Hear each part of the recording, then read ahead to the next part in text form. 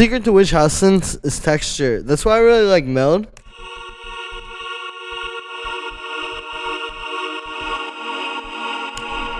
I've got this patch here where we're taking a pad, but it's 2 layers inside of the synth, so you just already have so much texture going on.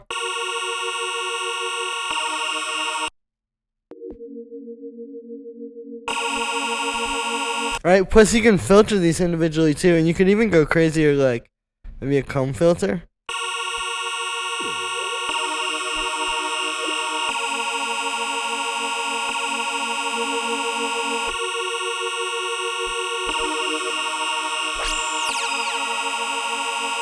Right, so you can really create a lot of texture just inside of the synth. Also, this synth has a really good modulation matrix, and it's cool because you have 2 separate ones, one for each oscillator.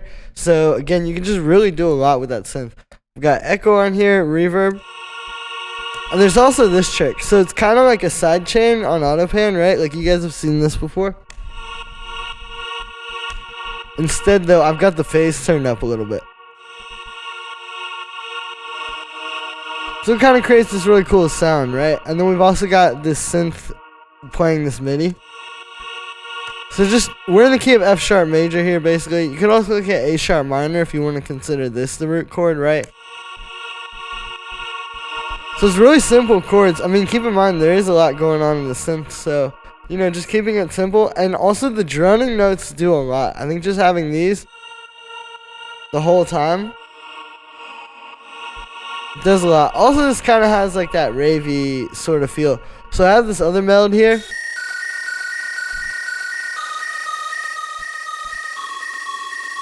Right, so this one's super witch housey. Again, this one's starting like this.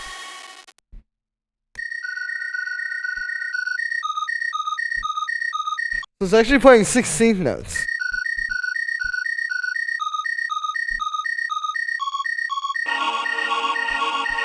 And it really just follows like that same progression. It's just playing the root notes.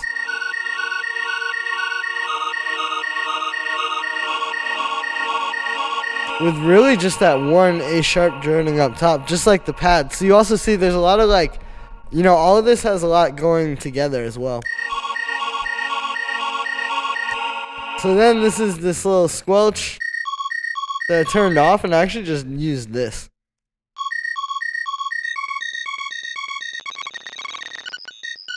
Right, so it's almost like this. It can be really crazy. I've honestly turned the craziness down quite a bit, but it still just gives you something really cool. I'm high passing it a little. So it'll honestly be a little thin, plus there's some unison, echo. And then the bit crushing after the echo, so you get really cool messed up trills. That's that sound you were really hearing.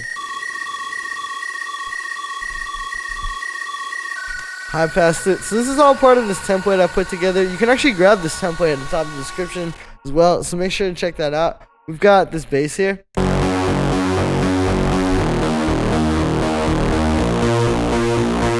Right, so everything's pretty simple, really. It's honestly just sits on strong layers like this. Like if you really listen to this on its own,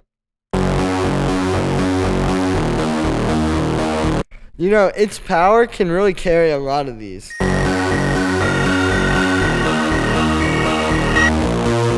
So this is playing that same progression, it just goes up on the last note.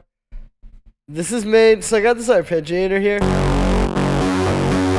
Right, just going up the octave, and we have 3 layers. This.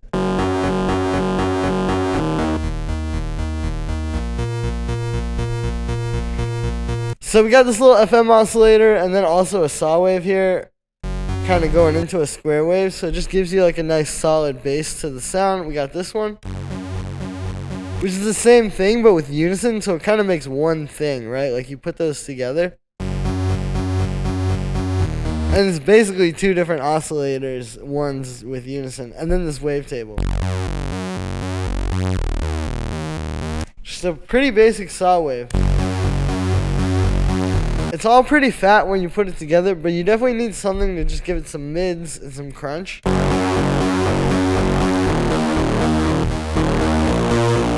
So yeah, that really brings it to life, and it gives it some more feeling. Then we got this little lead.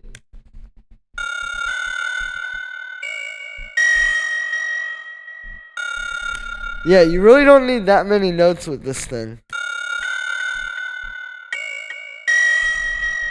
So like in A sharp minor here, we're doing the 5th, the 6th, the 3rd, and the root. It just goes really nice over the chords. And it also doesn't take away space from the other synths like this crazy one.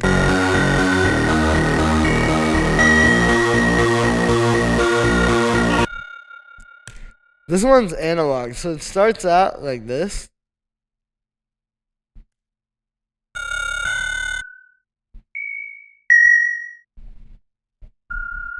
Yeah, it's basically just a sine wave up pretty high, a bunch of unison, and a pretty good amount of vibrato. That's really what you're hearing. Like if I turn that off.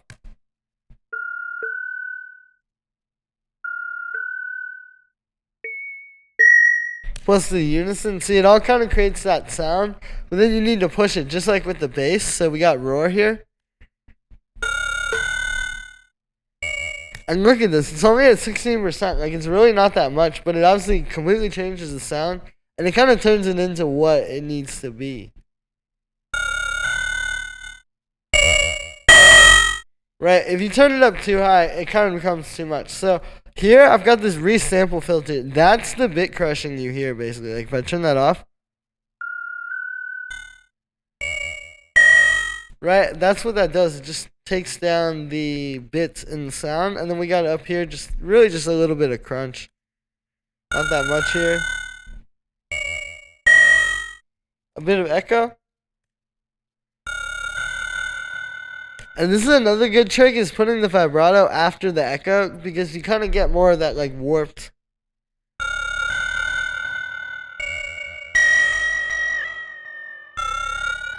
Right, you really hear it there, so you can really get some cool stuff. You could even do like this if you want. I've done this before, and it usually goes very well. So what you do is you just take an LFO, and then just map it to that amount, put it on random. And then I like to smooth it out, because you can hear that clicking, so you just turn that up.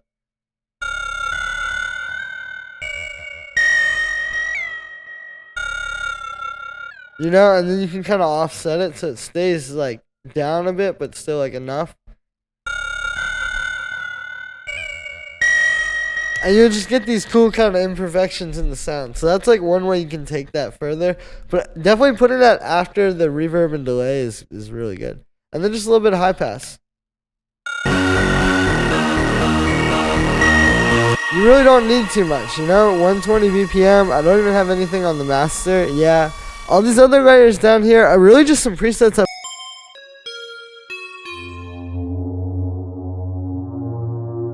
So it's just a bunch of sounds that you can work with. This template's at the top of the description. That's how you make witch house synths. It's really not too hard. You just gotta focus on the texture and putting layers in there and doing things to like after the reverb and delay and stuff to really make it sound weird. That's one thing you can say about all this is like there's always something after the reverb or delay pretty much besides the bass.